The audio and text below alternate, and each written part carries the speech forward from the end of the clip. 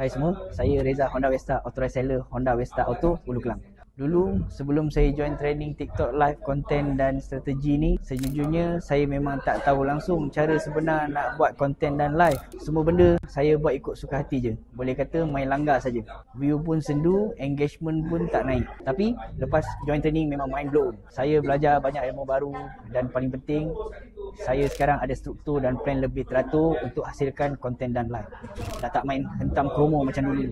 Sekarang saya lebih yakin dan tahu apa nak cakap bila naik post, macam mana tarik perhatian audience. Semua tu diajar step by step. Kalau korang tengah struggle nak naikkan TikTok atau nak guna platform media sosial untuk jualan, seriously korang kena join training ni.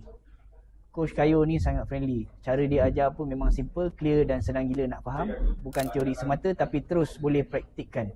So kalau korang nak level up game TikTok korang, especially dalam content creation dan live selling, jangan fikir lama-lama, join je training TikTok content dan live strategy dengan Coach Kayo and P10X Academy. Confirm korang akan keluar dengan ilmu yang baru dan strategi yang lebih power.